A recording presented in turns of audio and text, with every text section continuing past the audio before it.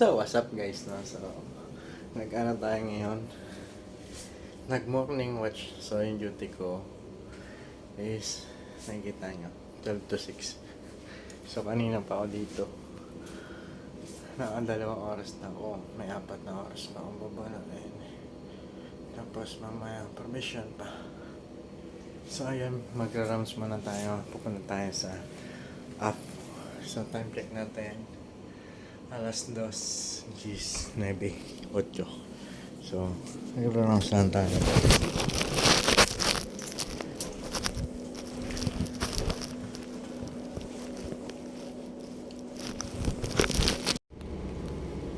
So, ayun, what's up guys, no? So, ikot mga tayo dito sa ating kupa. Ikutin lang muna natin to. So, simulan muna natin dito sa Starboard kung tawag. Starboard side kung tawagin nila. So, starboard side, pag nandun ka sa proa, is nasa right side mo siya. Pag nandito ka naman sa right side nga, starboard, no? So, left side ako kasi papunta ang proa. So, yung akomodasyon nga pala namin is nasa likod. Ay, nasa likod, nasa harap to. Nasa likod ko rin ang sabi ko, nasa harap yung akomodasyon namin, no? So, medyo madilim yung natin, yung video natin, gawa nga ng madaling araw. So, alas 2:15 na ng umaga.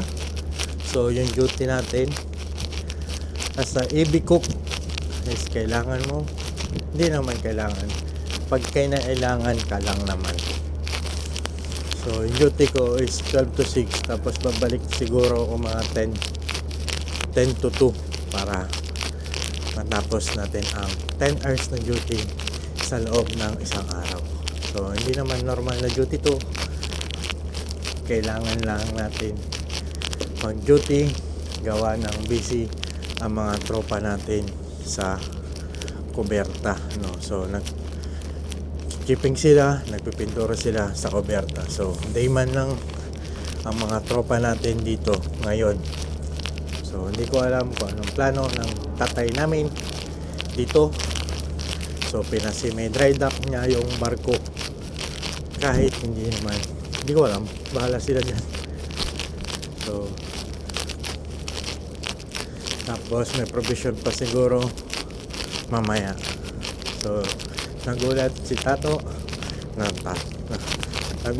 Tano kasi sabi niya sa akin, akala niya wala na daw, pero marami pa naman provision. So, nandito lang tayo sa app. So, may barko papadikit. May tugboats pala.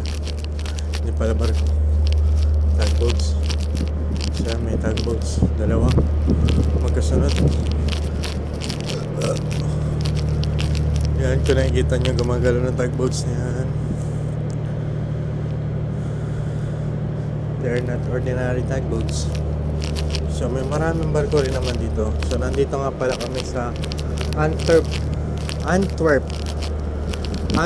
Belgium. So, tapos na kami mag-diskarga nung Friday pa ata. So, ilang araw na kami dito. 4 days na to. Na dito kami sa Antwerp. So, yung next na loading namin is sa San Ciprian, Spain. Alumina, dadalhin namin sa Norway. So, sana sa Norway uwi na tayo. So, huwag kayong mag-alala mga boys, no? Kasi may deck buy naman tayo or cook training na magluluto para mamaya hanggang sa umuwi na tayo. Hanggang sa umuwi na tayo kasi nag-usap na kami ni Mayor, soon to be Mayor, na siya na ang magluluto for the rest of my life. For the rest hanggang sa makauwi ako. Sa inyong tags, 2 tags, malalaking tags. Ayan yung tags nila.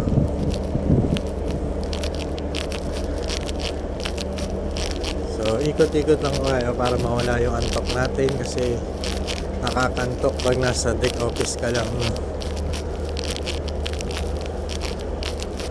ikot lang tayo, maglakad-lakad.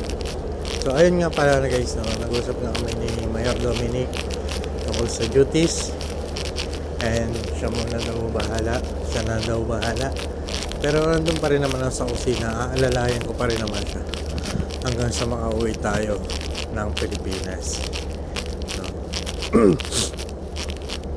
So sana sa Norway uwi na tayo. So meron pala naman tayong 3 weeks na natitira on board the ship. Wow, galing on board the ship talaga, no? So nakasan na yung kwento ko.